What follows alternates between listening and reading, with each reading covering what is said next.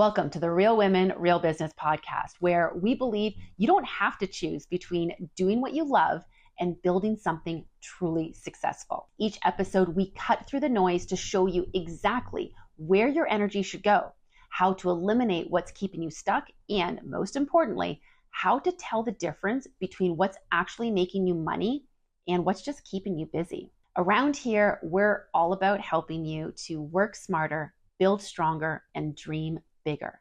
You've already built something amazing, but if it feels like you're stuck in a cycle of back-to-back calls, half-finished launches, and late nights just trying to catch up, you're not alone. Most women start their businesses with passion and drive, but somewhere along the way, they start settling for good enough. They want more, but worry it will cost them too much. And let's be honest, we spend so much time thinking about how to help others, we start feeling guilty for wanting to build real wealth or prioritize our own goals. That's exactly why I created the Real Women, Real Business Mastery Program to help ambitious women like you stop settling for just enough and start building a business that's truly aligned, where passion, profits, and progress work together, because making more doesn't mean sacrificing more. It means building smarter with the right support and the right strategies. If you're ready for sustainable success in a business you actually love running, book your free coaching assessment at aboutshaunaLynn.com/coach me. Let's explore what's possible together.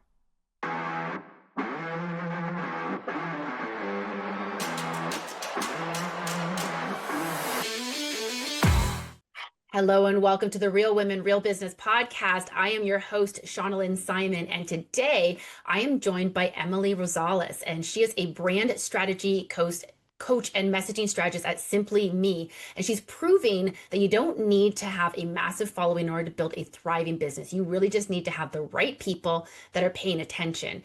Emily specializes in helping entrepreneurs who feel invisible online and helps them to transform their messaging so they stand out authentically and attract clients who are actually ready to buy. So she's got a done with you approach that blends coaching and copywriting, and she's built a community of, I think it's around 1,500 Instagram followers who aren't just liking her posts, but they are engaging, they're connecting, and they are converting. Her mantra is to be seen, be remembered, and be you. And in today's conversation, she's going to be sharing exactly how she has grown her business organically by personally connecting with every single person in her feed, and why clarity matters more than posting more content. Clarity over quantity. So Emily, welcome to the podcast. Hi, Shauna. I'm so excited to be here. Thank you for the intro. I am so excited to have you. So let's start with your journey, first of all. What led you to focus specifically on brand messaging and helping entrepreneurs to feel seen by the right people? Yeah, it actually goes back to some of your messaging is like an accidental CEO. Like you totally relate and identify with that, because it does feel like a bit accidental. It does feel like branding chose me. I first started in the coaching business. So I started I started the coaching business about 2.5 years ago. And that was being mentored like, hey, you really have to hone in, figure out who you're going to help, what's the problem you're solving. I thought I was going to be a relationship coach, to be honest. I'm like, okay. Oh, interesting. I'm really good at relationships. So let me learn all there is. But then I was like, no, I do feel like I really have much more of the business side of me. And I just started to inquire more. And I'm like, oh, everything I'm doing is all related to branding and marketing, and more specifically branding. So it just kept like evolving and evolving. I'm like, oh, this is it. Like, this is it. I'm going all into this.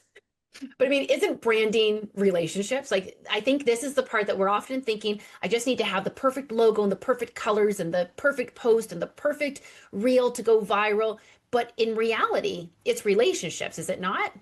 For sure. Yeah. Sometimes branding, a lot of people could have different perspectives on it, and it's like, it could be a little abstract.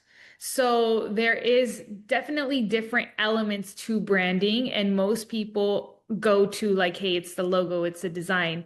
But then they forget, or they don't know that there's just like a whole like iceberg underneath, there's so much more to it. And it's that emotional connection. It's that how people like feel around your brand, what they associate it to. So there's just so much more. And they forget about that because it's unseen sometimes.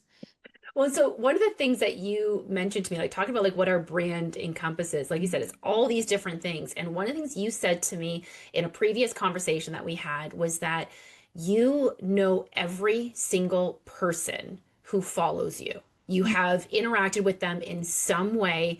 And so, I mean, that is the epitome of growing organically. I think we think that growing organically is go and follow a bunch of people and hope they follow you back, or hope that your reel happens to go viral and without having to pay anything for it. But when you're talking organic, you're talking about real human connections, not just a bunch of random people on your feed. So tell me a little bit about how that all came to be. How have you met all of these people and had these interactions with them? Yeah.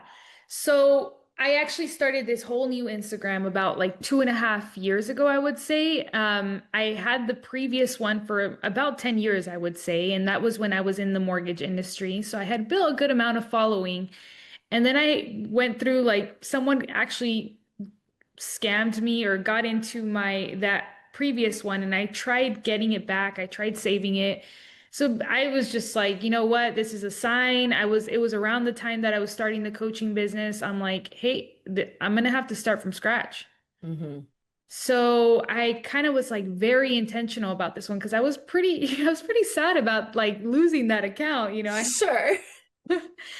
So I was like, I'm starting a new business. I want to have a whole different intention to this Instagram. I want to have a whole different perspective. So it's like now I'm like, as I started to grow it, I was like, okay, every person that I add or that I follow, I want to like have a personal connection to them.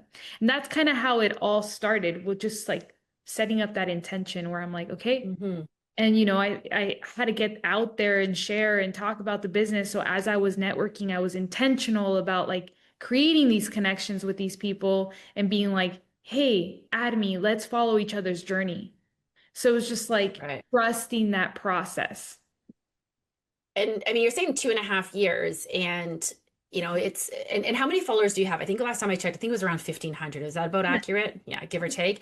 And so this is not, I think I've got around the same thing. I think I'm actually around 1,700 right now, give or take. It's not a massive following. I'm not looking to have the tens of thousands of people because, like you said, I'm not going to have the connections with them.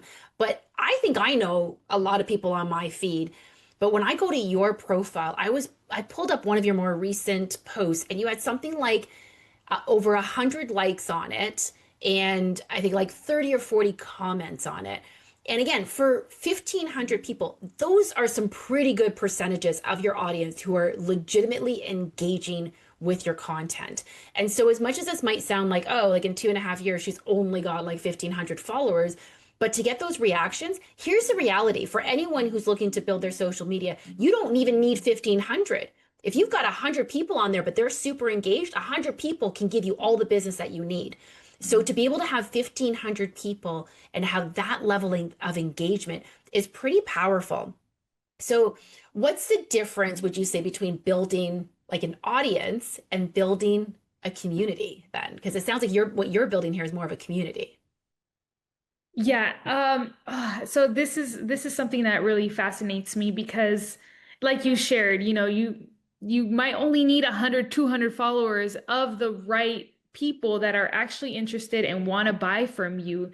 And that's what fascinates me because sometimes we're so conditioned to value it on how many followers people have, but it's like, okay, well, if these amount of people are super loyal, someone that can have like 20,000 followers or 100,000, but they're averaging like 20 likes, 30 likes per post, like, that's It's raising that's some red flags. I'm gonna be honest. As someone who hosts a podcast, when people apply to be on the show, one of the things that we do is we go through and take a look at some of their social media accounts. And we have had people on the show with massive followings, and we've had people on the show who just started their Instagram account and have maybe a couple hundred followers. But what we really care about is engagement. I don't right. care how many followers you have. I care more about how engaged your audience is. And that's how we're going to make that decision as to whether or not to bring you onto the show. Because I've seen people where they're like, oh, I've got like 40,000 followers, and I'm looking at their posts, 2 likes. maybe one comment. Well, that's not getting you any business. That's just a vanity metric at that point. Right. And you said the perfect word, it's care. Like that's the big reason. It's like I care and I'm designing this Instagram not for myself, but in a way it's like how can I serve like by having this platform?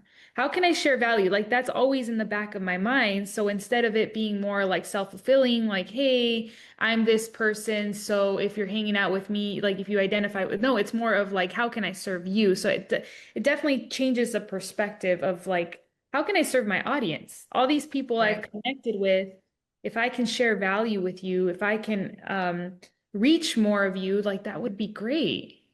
Oh, absolutely. And I know, you're connecting with these people online, and this probably actually sounds to anyone who's listening like, oh, I don't have time for that. And I will say, like, I am someone, I personally connect with everyone. I do have a VA who helps me with my marketing, but if you've ever dropped into my DMs, you know it is me that's responding. You know how you know? I will send you a voice note, like a personalized voice note, so you know 100% that it is me saying it. I will say your name or your handle so that you know that it's me, because that matters to me. And I can have a VA help me with a post. And I think we all should have some help with our social media, with our branding, with our marketing. I think we're not, most accidental CEOs, most entrepreneurs, you weren't meant to be a marketer.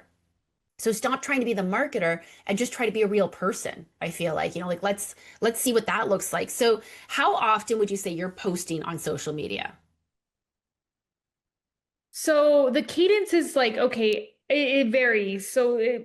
I average like 2 reels a week, and then the other days are more of like educational infographics or things like that. But making sure that people know that I'm like always there, like Hmm. the consistency might look different, but it's more of like, okay, I kind of change it up where I'm not literally posting like 3 posts a week or any like a day. I mean, but like I go back even for branding because a big piece of branding is your target audience, like really having a good understanding of who you're serving, who these people are. When a community comes together, it's because something is binding them, something is bringing them together. They share something in common.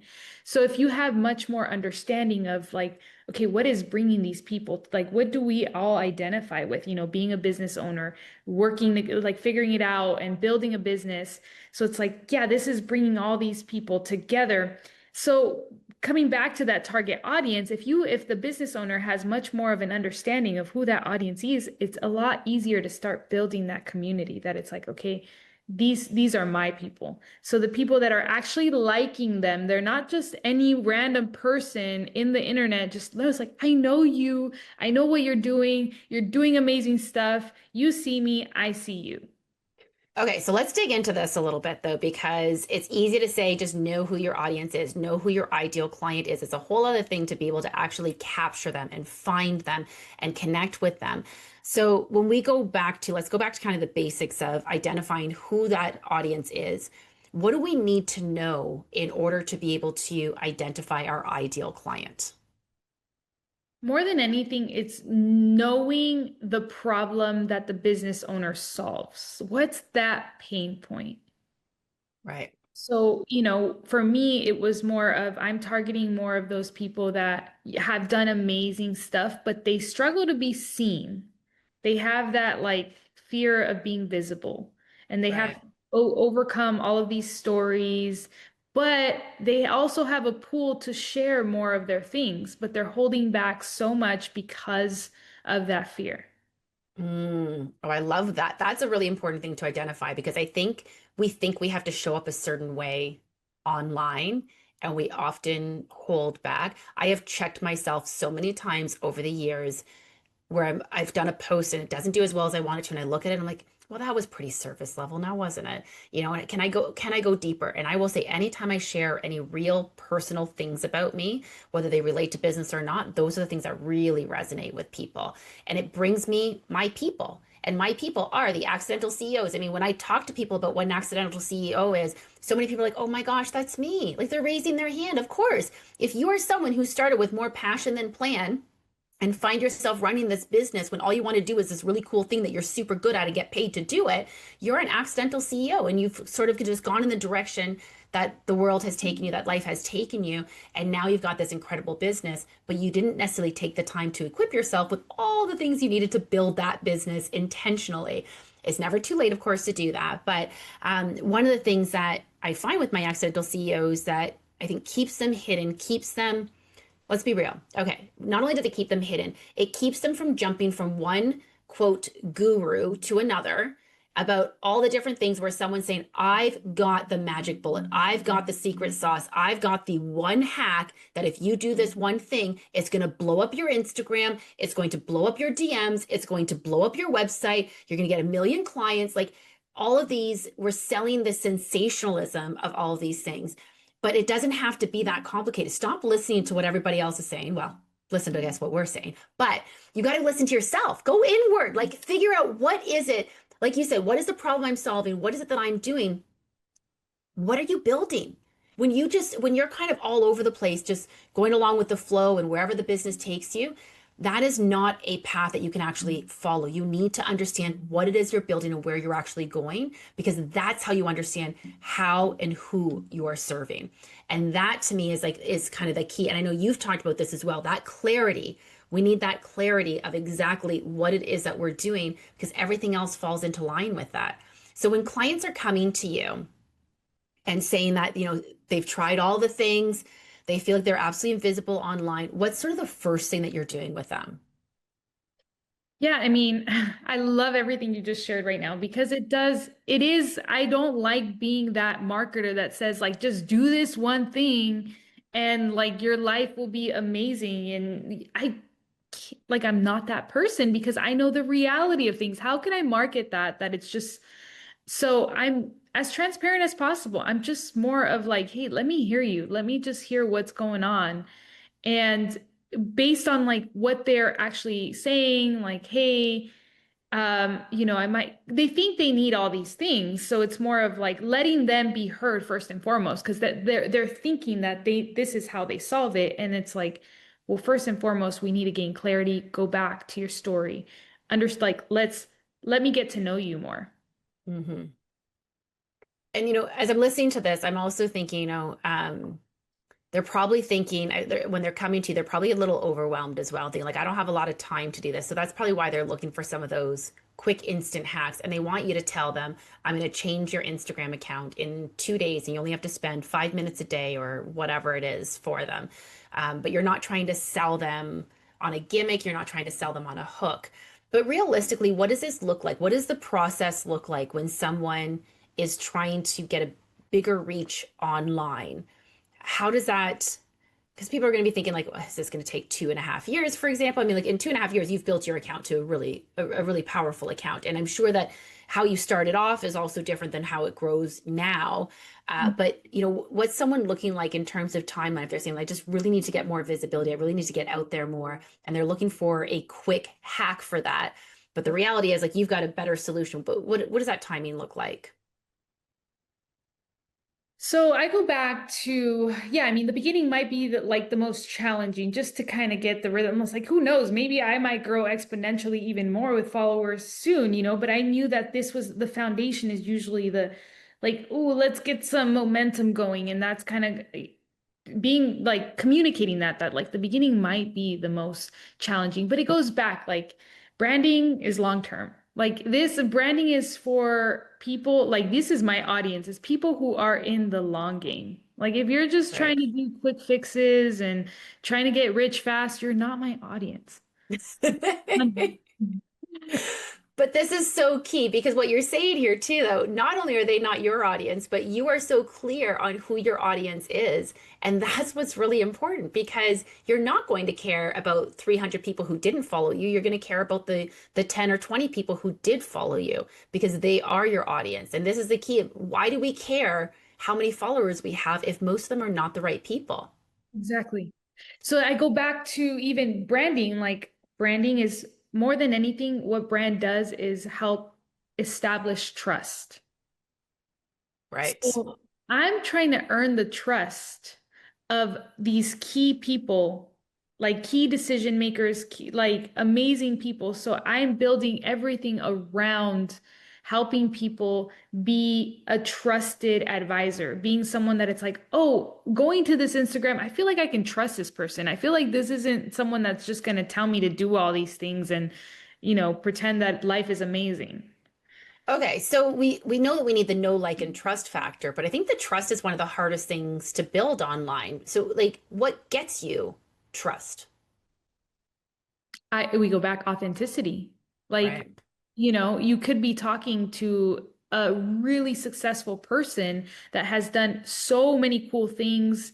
They have, established a good amount of success. And it's like sometimes those people are so guarded because they think that most people are just out there like to get their money or something. And I Right. feel that like speaking to those people. So it's more of like, I want them to feel like, hey, no, like I want to establish a connection. And it's way past the money. It's about purpose. It's about, being in the same, like being in a community of like-minded individuals where we can help each other grow and help ourselves push our missions forward. Yeah, and I think like we want to hear the good, the bad, and the ugly from the people that we want to trust, right? Like we want to know the things that are happening behind the scenes. We want to know the things that they're embarrassed about because they're asking us to be vulnerable and to trust them and to put certain elements of our lives in their hands, whether it's about someone who's going to do marketing for you, someone who's going to clean your house or do some renovations or be your dentist, whatever that service is that they're essentially selling you, you need to feel like you have confidence that you're going to hand them your hard-earned money, and in return they are going to provide you with something that has quality, that has worth, and that is going to improve or enhance your life in some way. That's essentially what we're all buying, right? Everything that we buy is supposed to improve something in our life, whether we like it or not. Like, don't get me wrong, I do not enjoy spending money on my car. I take it in for an oil change, I get it back, it looks the exact same as when it went in, but I am a lot of money short. Like, it's it's cost me a lot of money to do this, and sometimes they'll fix the brakes or replace the spark plugs or whatever. I know you can tell them it's a total car person, right? But the point is that I get the car back and it looks essentially the exact same. I don't enjoy spending that money. So I really got to make sure that I am trusting the person who's taking care of my vehicle, that they are doing the things that are in my best interest. So even if it's something that's kind of more hidden, we've got to have that trust factor. All right, I want to dig into this a little bit more, and we're going to do exactly that right after this quick message. We'll be right back after this quick message. This episode of the Real Women, Real Business podcast is brought to you by, well, potentially you. Are you passionate about helping female entrepreneurs build stronger, work smarter, and dream bigger? We're looking for strategic partners who understand that success doesn't have to come with sacrifice and stress. Our podcast reaches accidental CEOs who are ready to turn their Swiss cheese knowledge into solid business foundations. With 30% month-over-month growth, we're redefining how working hard looks and feels for passionate entrepreneurs. Visit aboutshaunaLynn.com/partner to learn how you can join us in building sustainable, passion-driven businesses. And welcome back to the Real Women, Real Business podcast. All right, welcome back to the Real Women, Real Business podcast, where we're speaking with Emily Rosales from Simply Me, and we're talking about how to organically grow your business online and focusing more on the quality over the quantity. And so we've talked about the content that we need and about building that authenticity and building that trust through that and ensuring that you've got a real brand message. What are some other things that people need to know about their brand? If they're thinking like, okay, well, my brand, like I know a lot of people, for example, they started their brand with a logo they designed in Canva, and they're just like, a lot of people in this audience are home stagers, they're interior designers, and like, I know how to make houses look fantastic. I'm just going to go and do that. And that's about as much thought as they've put into their brand. And there might be other people who have put more thought into their brand, but you mentioned earlier this whole iceberg that is our brand. What are all the things that we're not even thinking our brand includes? Yeah, I love that. It's true. A lot of people just like, I got my logo, I got my design, I'm ready to go out there and do my thing. And that's good. It's very common. It's common. And that's why I'm here, basically. I'm here to kind of share that, like, hey guys, we're moving into a whole new era of AI. You really have to know what's making you different. What do you stand for? Like that, because if you don't really take time to get like your foundation down as far as like who are you as a business? Why did you start? Mhm. Actually taking time to answer these questions and defining them. So you take time to answer your why. Why did you start? Like, yeah, obviously because you know how to make houses look beautiful. Like that's a great reason. But there's more to it. There's more to it. Every brand is unique, is differentiation, but you got to give it definition. Most things are Yes. most things are vague, and it's like, okay, but let's get specific. What is your story? What's your background? How do you do this different than the other home interior designer? But defining that. So the brand strategy is the foundation, and that's the iceberg underneath. So yeah. Yeah, and like I just want to kind of dig into this a little bit more, where you're talking about this clarity and understand like your why, because I think that we gloss over this so much. I really hate using the term vision, I'll be honest, because I feel like everyone talks about like what's your vision, and vision is meant to be like this beautiful statement that no one reads, that no one knows, that no one understands. And the reality is that you do need to understand what your vision is. And when clients come to me, I always ask them, what are we building here? Do you have clarity of your vision? And often I'll get people saying, oh, I know exactly what my vision is. Great. What's your vision? Well, I'm going to build, let's say it's a home staging business. I'm going to build a home staging business where I'm doing about 15 to 20 houses every month. Great. What else? What do you mean, what else? Well, I don't know. I mean, how many members of your team do you have? What's the culture like there?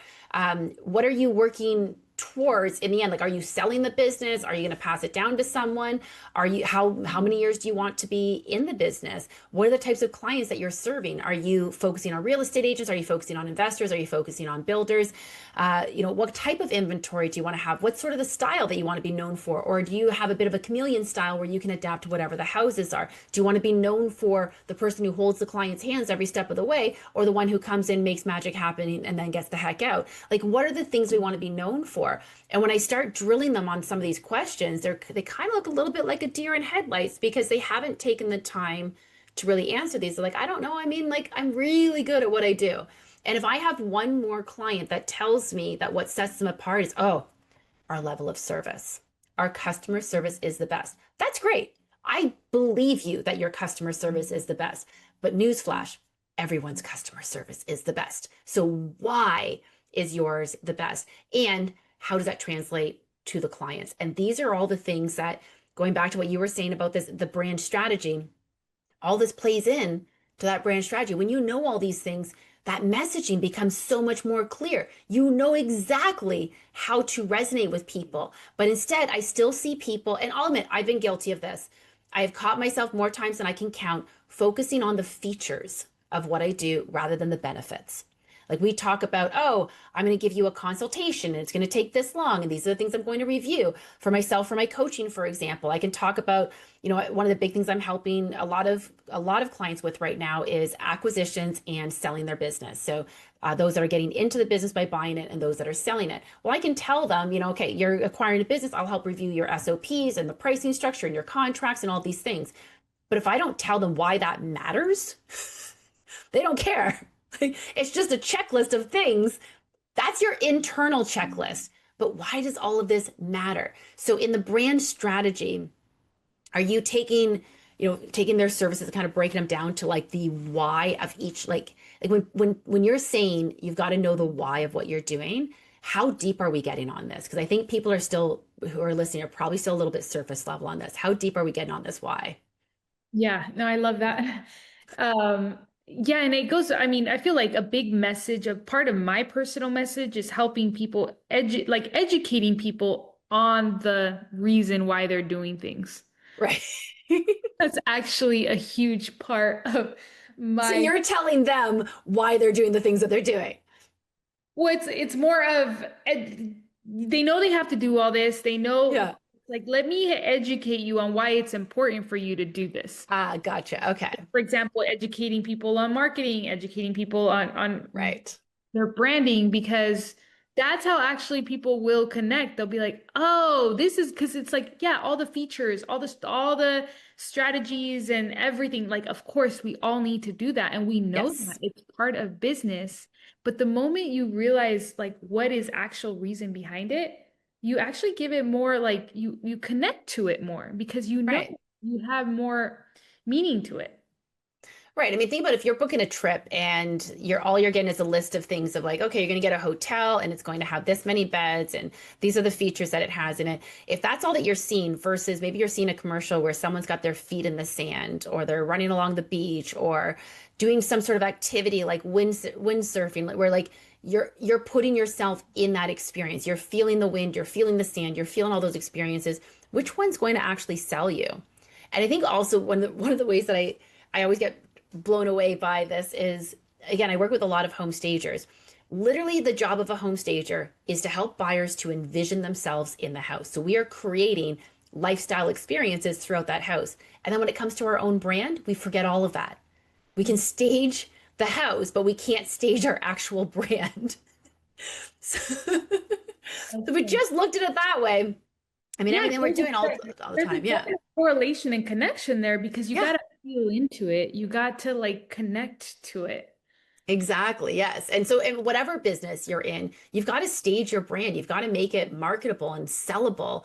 And, think about the different commercials that we see. I mean, Coca-Cola is a great example. Every time they open up a bottle of Coca-Cola, you are seeing the bubbles, you are hearing the pop when they open it, you are watching them drink it, hearing them drink it, you're experiencing, you're almost feeling what that feels like. And so how often, if you are someone who actually drinks sodas, are you watching a commercial and thinking, oh, I should probably go get a Coca-Cola? Like, how often is that actually happening? Because they have nailed it. I mean, if ever there's a brand to study about really being able to create that experience, that is one to do it. So now in that case, of course, most people have experienced what a Coca-Cola is.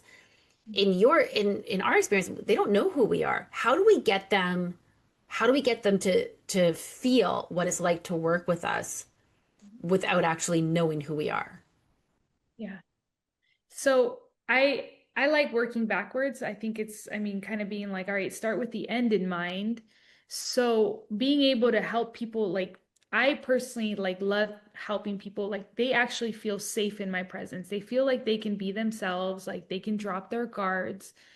But there was a lot of work that goes into being able to provide that space. So like we share, it's like, okay, there's all these tools, there's coaching, there's vision, there's modalities, there's features, but all of these features, modalities, things, they're all meant to get you to that feeling, get you to that transformation.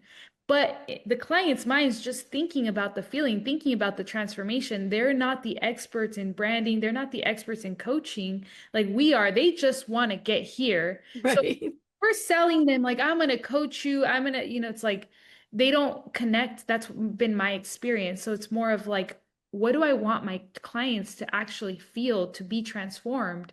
So I like having, by doing that work myself, it's more of having my brand speak for itself. Right. Yeah, that makes sense. That and being able to share that, like I've often said, anytime you're going through any sort of transformation in your own business, sharing that with your audience as well, so they can see truly behind the scenes the journey that you're on, because that really helps to make them for them to connect with you that much more. And that's part of content as well sometimes, because I like to balance like, hey, I know I'm positioned as the expert, like this is what I do, but I also like my audience into a little bit about like my vulnerability, like, hey, because then sometimes they're only thinking that this is just this life, but it's like I gotta also show them that it's sometimes things is not perfect. Sometimes we grieve, sometimes we're sad, and that's Yeah. okay. Yeah, I think it's important that we're always showing up as our true authentic self. Sometimes, yeah, we might need to hold back a little bit and we don't need to share every opinion, every thought that enters into our mind, but the things that we feel like our audience can actually appreciate and connect with, why are we holding those things back as much as we are? Yeah, And I think, so, I mean, it could be, I am pretty strategic about it because I obviously, I mean, I don't, you're not like it's sharing every thought or of emotion, course, then you lose credibility. It's okay to be strategic about the fact that like, yeah, you're sharing bits and pieces of your life so that people can resonate more. Even when I do share my like some vulnerable posts, people are like, thank you for sharing that. Like, oh, you made mhm, my day.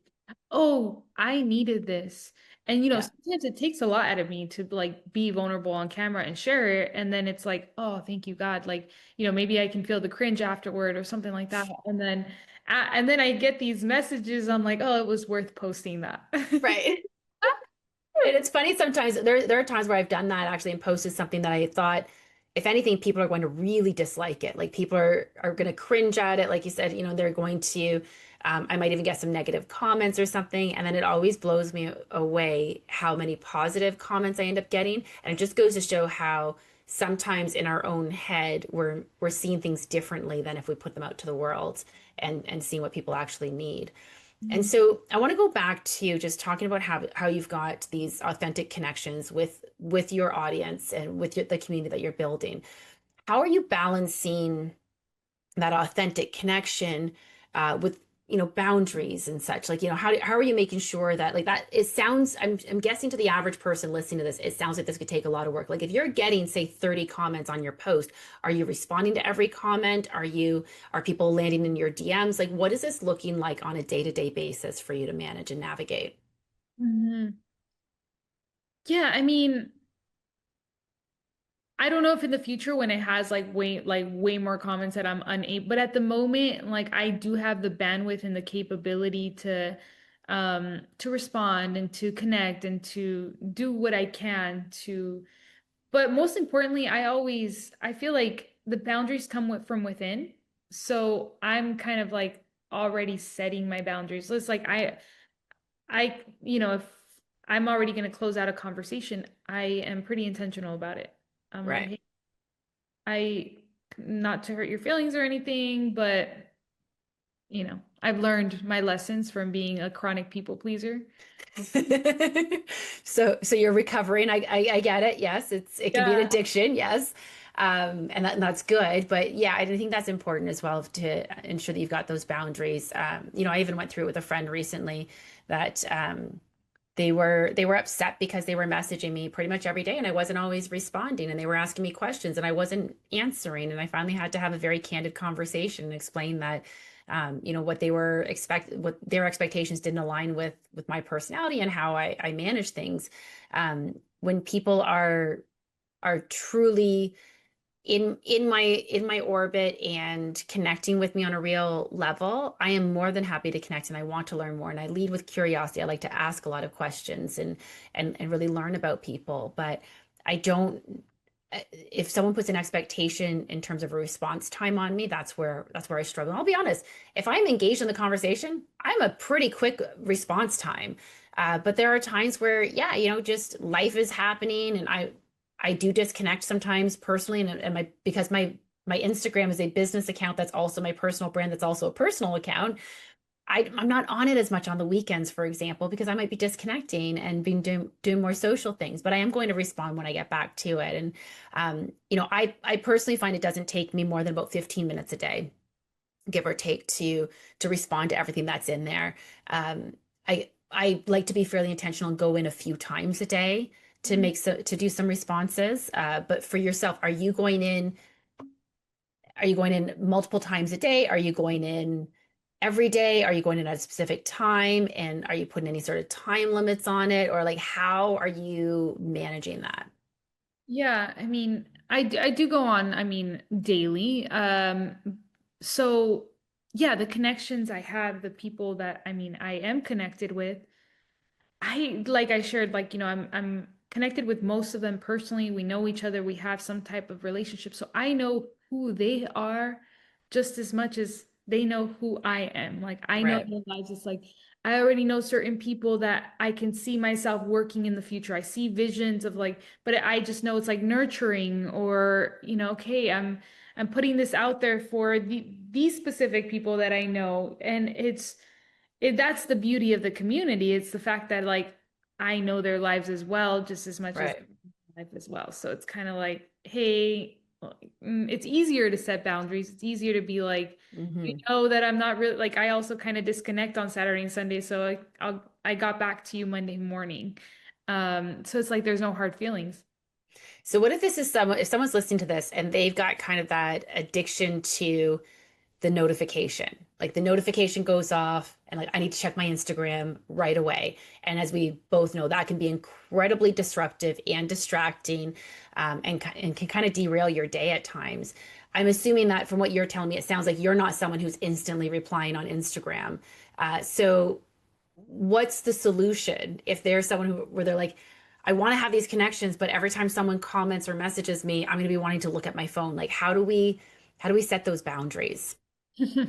Yeah, and I turned off my notifications, so it's whenever I go on to the app.